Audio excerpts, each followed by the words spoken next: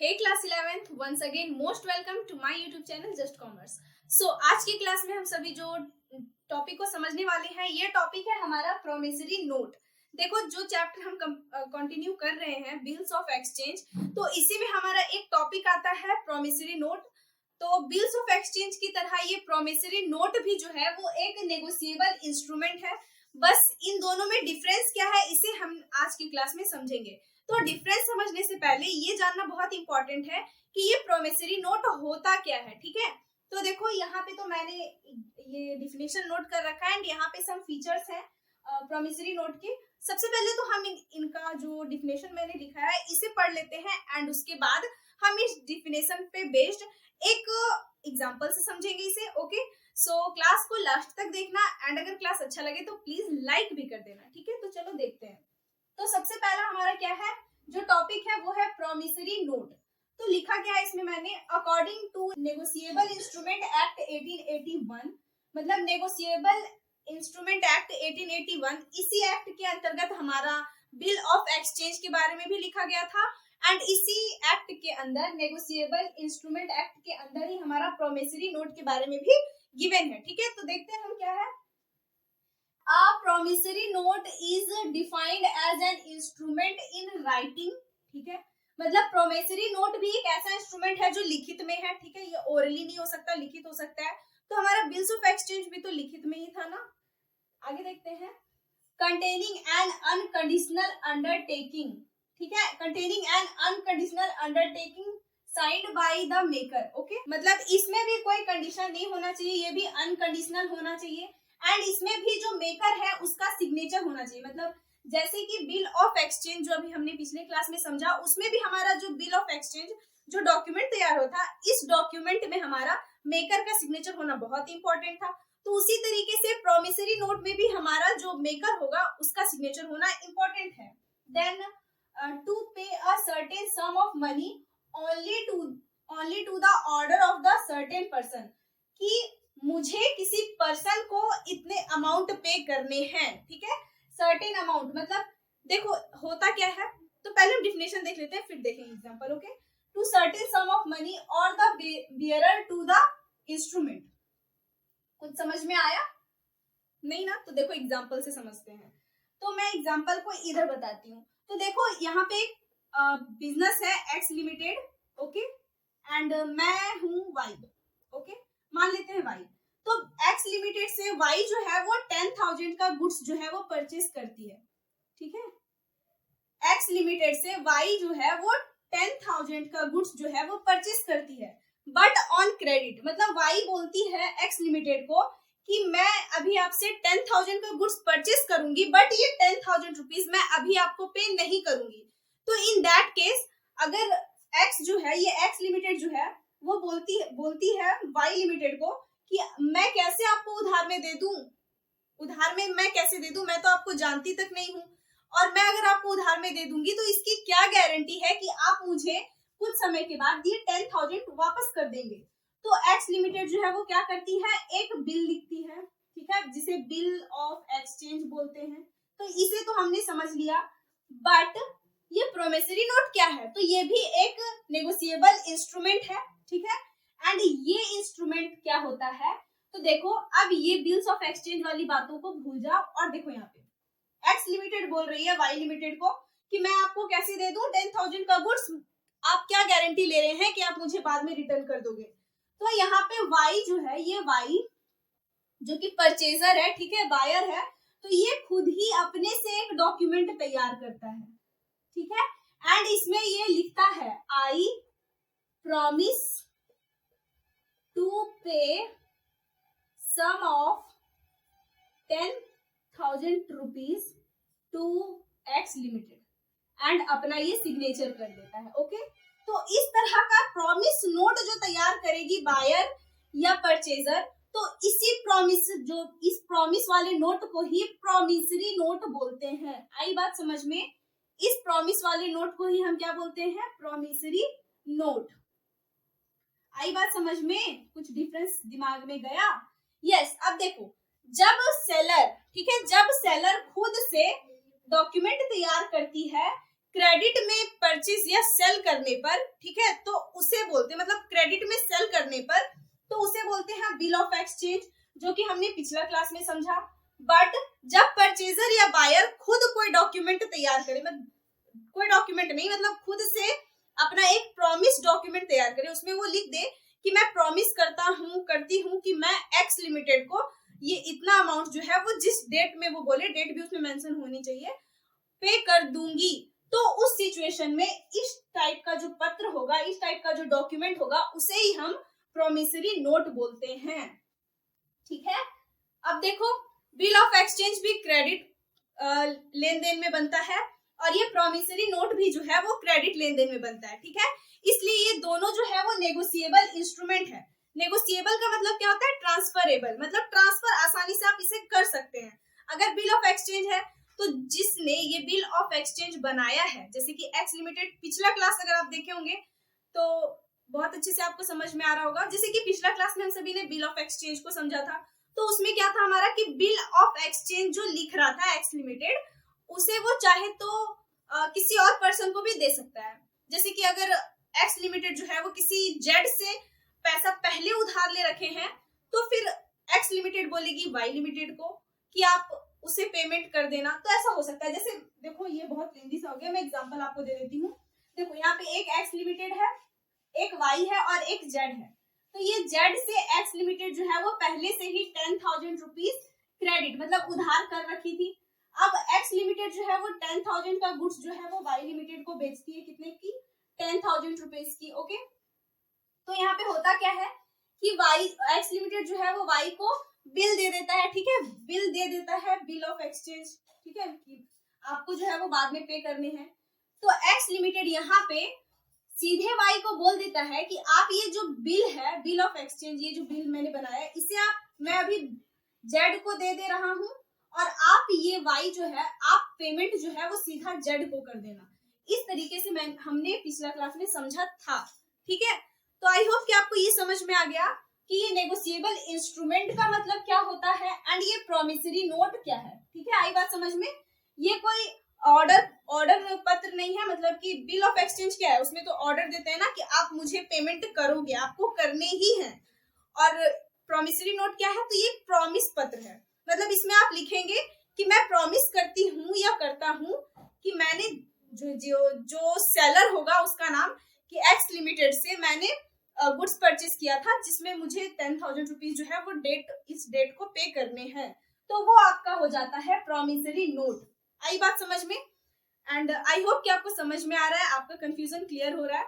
If अगर आपको नहीं समझ में आ रहा है तो प्लीज कमेंट डाउन। ओके, तो देखो आगे क्या है। तो आई होप कि आपको समझ में आ गया प्रोमिसरी नोट। अब हम ना प्रोमिसरी नोट का कुछ फीचर्स को समझेंगे एंड उसके बाद हम सभी bill of exchange and promissory note के बीच का डिफरेंस को समझेंगे। तो अभी जो एग्जांपल मैंने आपको बताया, मैं इसे क्लीन कर देती हूँ क्योंकि ये बहुत ही ज्यादा भरा भरा लग रहा है। ओके, तो अब हम इसके कुछ फीचर्स को समझेंगे। तो देखो बिल ऑफ एक्सचेंज के जैसा ही इसका भी फीचर है, ज्यादा कुछ डिफरेंस नहीं है। जो डिफरेंस है वो तो आपको पता चल ही गया। जो सबसे बड़ा डिफरेंस है कि बिल ऑफ एक्सचेंज जो है वो सेलर बनाता है, जबकि प्रोमिसरी नोट जो है वो परचेजर बायर बनाता है। ओके, और हाँ, इसमें आपके बुक में जो डिफिनेशन लिखा था ना, उसमें यहाँ पे एक चीज और लिखा गया था कि नॉट बीइंग अ नोट और अ करेंसी नोट। ठीक है, मतलब ये कोई करेंसी नोट नहीं हो सकता। जैसे कि अगर इंडिया का करेंसी नोट आप देखोगे कोई भी, तो उसमें क्या लिखा हुआ रहता है? मैं धारक को इतने रुपए अदा करने का वचन देता हूँ, ऐसे लिखा रहता है ना। तो वो भी एक प्रोमिसरी नोट ही है, बट वो इस टाइप वाला प्रोमिसरी नोट नहीं है। तो वो जो नोट है वो उस पर्सन का है जिसके पास वो है। तो यहाँ पे नोट वगैरह, कोई भी करेंसी नोट वगैरह शामिल नहीं होता इसमें। ठीक है, प्रोमिसरी नोट जो है वो अलग से एक पेपर होता है, स्टाम्प पेपर, और उसमें जो है वो बायर या परचेजर लिखते हैं आई promise to pay sum of 10,000 rupees to X limited and अपना सिग्नेचर। ओके, तो अब फीचर्स को पढ़ते हैं। अच्छा, एक लाइन और है यहाँ पे, क्या है? अकॉर्डिंग टू आरबीआई एक्ट, मतलब according to Reserve Bank of India act, a promissory note payable to bearer is illegal. मतलब कि ये है कि एक प्रोमिसरी नोट अगर किसी बियरर के पास है तो उसे पेमेंट करना इलीगल होगा। क्यों? देखो मैं भी आपको बताती हूँ ये इलीगल कैसे है। तो इलीगल इसलिए है कि प्रोमिसरी नोट पे लिखा हुआ है कि मैं वाई एक्स लिमिटेड को इतने रुपीस पे करने का प्रॉमिस करता हूँ, ठीक है, एक्स लिमिटेड को। अब उससे लेके आया है कोई और पर्सन, जैसे कि जेड लेकर के आया, तो बियरर कौन होता है? तो जिसके पास भी वो डॉक्यूमेंट उस टाइम पे अवेलेबल है वो होता है बियरर। तो बियरर को देना इलीगल है, यस, उसमें देना उसी को लीगल है जिसमें उसका नेम लिखा हुआ है, ठीक है। जिस मतलब उस प्रोमिसरी नोट में जिनका नेम लिखा हुआ है उन्हीं को पेमेंट किया जाता है। आई बात समझ में? इसमें डिफिनेशन में लिखा हुआ है बियरर को, तो बियरर को भी पेमेंट किया जा सकता है इफ अगर उसमें क्लियर है कि उसे उस दूसरे इंसान को देना है। ऐसा अगर उस प्रोमिसरी नोट में क्लियर कर दिया गया है तो ठीक है, या फिर अगर जो पर्सन है जैसे कि एक्स लिमिटेड, यहाँ पे अभी हमने एग्जांपल लिया, एक्स लिमिटेड खुद बोल देता है कि ठीक है तुम ये वाई को पे कर देना, तो उस टाइम पे पेमेंट हो जाता है, ठीक है। लेकिन अगर एक्स लिमिटेड कुछ नहीं बोला और वो प्रोमिसरी नोट किसी और के पास है तो उस सिचुएशन में पेमेंट करना सही नहीं है। आई बात समझ में? इसलिए आरबीआई के एक्ट के अंतर्गत ये कहा गया है कि बियरर को पेमेंट करना, बियरर को प्रोमिसरी नोट के बियरर को पेमेंट करना इलीगल होता है। आई बात समझ में? जिसमें उस डॉक्यूमेंट में जिनका नेम लिखा है उन्हें ही पेमेंट किया जाना है। चलो तो अब फीचर्स को समझते हैं। It must be in writing, सबसे पहला पॉइंट है it must be in writing, मतलब प्रोमिसरी नोट जो है वो लिखित होना चाहिए, एक पेज में व्हाइट पेपर में, स्टाम्प पेपर होना चाहिए, उसमें लिखा हुआ होना चाहिए ये प्रोमिसरी नोट के बारे में। ऐसा नहीं कि बस बोल दिए हो गया, ऐसा बिल्कुल नहीं है, लिखा हुआ होना चाहिए। और ये फीचर तो हमारा बिल ऑफ एक्सचेंज का भी था, वो भी राइटिंग में होना चाहिए, ओके। देन है it must contain an unconditional promise to pay, मतलब इसमें कोई कंडीशन नहीं होना चाहिए कि मैं पे करूंगा जब मुझे ये हो, जब मुझे वो हो, ऐसा कुछ भी नहीं है, कोई भी कंडीशन नहीं होना चाहिए। मतलब सीधे लिखा हुआ होना चाहिए आई promise to pay sum of 10,000 rupees to X limited. आई बात समझ में? एकदम सिंपल, मुझे देना है, कोई कंडीशन नहीं। अब ऐसा नहीं लिख देना कि मतलब आई promise to pay sum of 10,000 rupees to X limited when I receive my remuneration या when I receive my salary, ऐसा कुछ मत लिख देना, ठीक है। वो सब कंडीशन यहाँ पे बिल्कुल नहीं चलने वाला, बिना कंडीशनल, मतलब अनकंडीशनल होना चाहिए। देन है the sum payable must be certain, मतलब आपको कितने अमाउंट पे करने हैं ये भी उसमें साफ साफ अक्षरों में लिखे होने चाहिए। जैसे कि अभी जो नोट हमने बनाया था उसमें क्या लिखा था, आई promise to pay sum of 10,000 rupees to X limited, मतलब कितना देना है, तो 10,000 देना है, 12,000 देना है, ये बात पूरे अच्छे तरीके से लिखा होना चाहिए। देन है it must be signed by the maker, ये जो है जिस पर्सन ने इस प्रोमिसरी नोट को बनाया है उस पे उनका सिग्नेचर होना बहुत इंपॉर्टेंट है। बिना सिग्नेचर के वो तो अमान्य है, कोई कुछ भी लिख दे बिना सिग्नेचर के, ऐसा हो सकता है क्या? नहीं।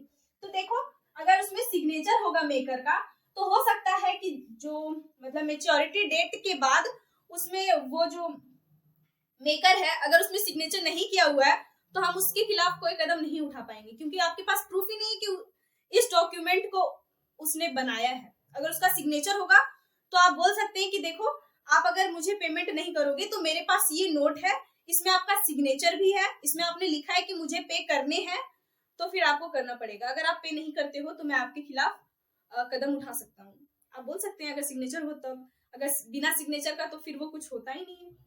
Then it must be payable to a certain person, अब ये किसे देना है ये भी लिखा होना चाहिए। जैसे कि अभी हमने बोला था कि आई promise to pay sum of 10,000 rupees to X limited, अब किसे देना है ये भी लिखा होना चाहिए, ठीक है। अब हवा का नाम नहीं लिख सकते, देन मतलब हवा अगर किसी का नेम है तो लिख सकते हो, मतलब खाली ब्लैंक नहीं छोड़ सकते, आपको किसे देना है ये लिख देना। देन है it should be properly stamped, इसमें भी स्टैम्प लगा होना चाहिए, ठीक है, नहीं तो ये इलीगल हो जाएगा। आई बात समझ में? हो गया यहाँ पे हमारा डिफिनेशन एंड फीचर्स कंप्लीट। अब हम प्रोमिसरी नोट के पार्टीज को समझ लेते हैं। आपको अगर ये नोट करना है या स्क्रीनशॉट लेना है तो आप बेशक ले सकते हो। अभी हम इसे क्लीन करेंगे and now we will understand about parties of bill of exchange, okay. Sorry, अब हम सभी जो है वो पार्टीज ऑफ प्रोमिसरी नोट को समझेंगे। बिल ऑफ एक्सचेंज मैंने गलती से बोल दिया, तो देखो बिल ऑफ एक्सचेंज में हमारे कितने पार्टीज हुआ करते थे? 3। बट यहाँ पे जो प्रोमिसरी नोट है इसमें हमारा बस 2 पार्टी होता है। और ये कौन कौन सा? तो एक लिखने वाला और एक जिसपे लिखा जाता है। आई बात समझ में? तो इसमें हमारा 2 पार्टी है। पहला है मेकर और ड्रॉवर भी आप इसे बोल सकते हो। सेकंड है आपका ड्रॉवी और पेई। ठीक है, तो देखो ये क्या होता है? तो मेकर और ड्रॉवर होता है वो जो बिल को ड्रॉ करता है, मतलब प्रोमिसरी नोट को ड्रॉ करता है। ओके, आप यहाँ पे लिख दो द पर्सन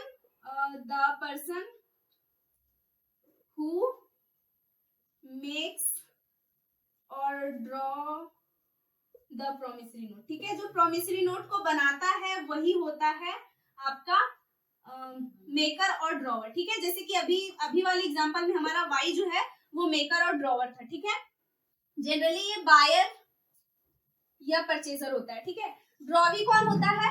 तो जिसपे लिखा जाता है। तो यहाँ पे अभी जो एग्जांपल हमने लिया था उसमें हमारा एक्स लिमिटेड जो है वो ड्रॉवी था। ठीक है, जिसके फेवर में ये प्रोमिसरी नोट बनाया जाता है, लिखा जाता है, उसी को ड्रॉवी और पेई बोलते हैं। ठीक है, जिसे अमाउंट रिसीव करने हैं। आई बात समझ में?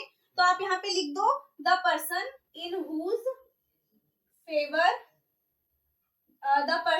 whose favor the promissory note is the promissory note।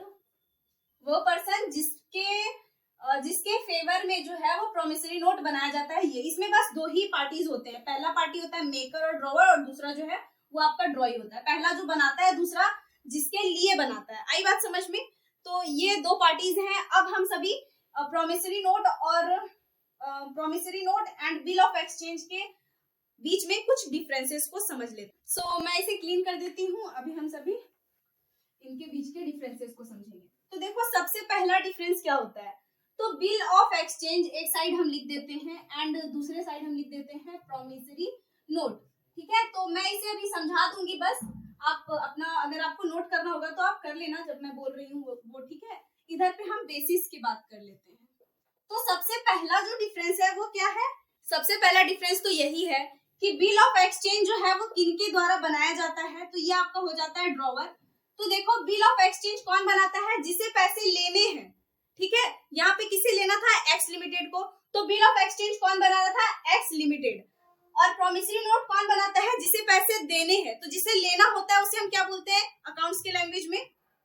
Creditor बोलते हैं ना। क्रेडिटर को पैसे लेने होते हैं। जैसे कि मान लो कि मैं हूं, ठीक है, इट्स मी, एंड यहाँ पे कोई आप हो मान लो। ठीक है, तो मैंने आपसे परचेज किया है गुड्स, मतलब आप मेरे से परचेज किए हैं गुड्स मान लो। ठीक है, 10,000 रुपीज का, बट आपने क्रेडिट में परचेज किया है। ओके, किस चीज में? क्रेडिट में, उधार में। तो आप मुझे पैसे देंगे तो आप मेरे लिए क्या हुए? हमारे डेटर हुए। ठीक है, आप मुझे पैसे देंगे, आप मेरे लिए मेरे डेटर हुए। बट आपके लिए मैं क्या हूं? तो आप मुझे पैसे देंगे ना, इसलिए मैं आपके लिए क्रेडिटर हूं ना। सिंपल है। जिससे हमें पैसे लेने वो हमारे डेटर होते हैं, बट जिनको हमें पैसे देने हैं वो हमारे क्रेडिटर होते हैं। ठीक है, तो ये जो बिल ऑफ एक्सचेंज है वो क्रेडिटर बनाता है, जिसे पैसे लेने हैं वो बनाता है। ठीक है, तो यहाँ पे सीधे है ड्रॉवर कौन होता है इसमें? तो इसमें क्रेडिटर होता है ड्रॉवर, एंड इसमें डेटर होता है ड्रॉवर। आई बात समझ में? सेकंड पॉइंट हमारा हो सकता है इसमें पेई। अब इसमें पेई कौन होता है? अब ये बोल दो। तो पेई इसमें कौन हो सकता है? तो बिल ऑफ एक्सचेंज में जो क्रेडिटर है वही पेई हो सकता है, और कोई दूसरा पर्सन भी पेई हो सकता है। लेकिन प्रोमिसरी नोट में ड्रॉवर जो है वो पेई नहीं हो सकता। क्यों? क्योंकि वो खुद को तो अमाउंट नहीं देने वाला ना, वो किसी दूसरे पर्सन को देगा। तो आप यहाँ पे लिख दो ड्रॉवर एंड पेई कैन बी सेम पर्सन। यहाँ पे हो सकता है। ठीक है, ड्रॉवर एंड पेई कैन बी सेम पर्सन। और यहाँ पे सेम पर्सन नहीं हो सकता, जो बना रहा है वही अपने आप को पेमेंट नहीं करेगा। ठीक है, तो यहाँ पे आप लिख दो ड्रॉवर एंड पेई can not be same person, लिख लेना। ठीक है, फुल में। और इसमें हो सकता है हमारा ऑर्डर और प्रॉमिस। ठीक है, तो देखो बिल ऑफ एक्सचेंज जो है वो हमारा कोई प्रॉमिस नहीं है कि मैं आपको पेमेंट करूंगा। बिल ऑफ एक्सचेंज एक ऑर्डर है कि आप मुझे पे करेंगे, आपको करना ही है। ठीक है, तो बिल ऑफ एक्सचेंज जो है ये एक ऑर्डर है, जबकि प्रोमिसरी नोट जो है वो एक प्रॉमिस है, ओके, जीता जागता प्रॉमिस। 4th नंबर में आप लिख सकते हैं पार्टीज के बारे में। तो बिल ऑफ एक्सचेंज में 3 पार्टीज होते हैं हमारे। तो कौन कौन से होते हैं पार्टीज? तो यहाँ पे एक हमारा ड्रॉवी होता है, एक हमारा ड्रॉवर होता है एंड एक हमारा पेई होता है, ठीक है। ड्रॉवर और पेई जनरली कभी कभी सेम होते हैं, कभी कभी अलग अलग होते हैं। जो अलग अलग होते हैं उसे भी हमें जानना है। और जबकि प्रोमिसरी नोट में इसमें 3 पार्टीज होते हैं। अच्छे से लिख लेना आप सभी, ठीक है, मैं यहाँ शॉर्ट में बता रही हूँ। एंड प्रोमिसरी नोट में कितने पार्टीज होते हैं? तो 2 पार्टीज होते हैं ओनली, एक drawer and another is drawee, ठीक है। एक जो लिखता है और एक जिसके फेवर में लिखा जाता है, ओनली 2 पार्टीज, ओके। देन है हमारा 5th नंबर डिफरेंस, वो है एक्सेप्टेंस। तो देखो एक्सेप्टेंस कौन है? तो बिल ऑफ एक्सचेंज बनाने के बाद जो ड्रॉवर है वो इसे किसे भेजता है? ड्रॉवी के पास। एंड ड्रॉवी क्या करते हैं? मतलब ड्रॉवर जो है वो ड्रॉवी के पास भेजता है और वो उसमें सिग्नेचर कर देता है अपना और वापस से फिर ड्रॉवर के पास में भेज देता है, ठीक है। बट प्रोमिसरी नोट में ऐसा नहीं है। प्रोमिसरी नोट को जो है वो कोई एक्सेप्टेंस की जरूरत नहीं है, वो लिख के बस दे देता है सेलर को सेलर को, ठीक है। तो आप यहाँ पे लिख दो एक्सेप्टेंस में लिख दो इट रिक्वायर्स एक्सेप्टेंस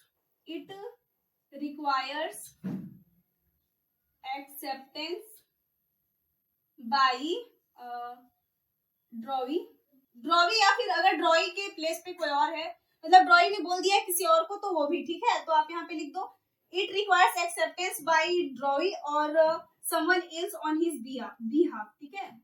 आई बात समझ में? इतना लिख देना। देन इसमें क्या है? इट डज नॉट रिक्वायर, लिख दो नॉट रिक्वायर।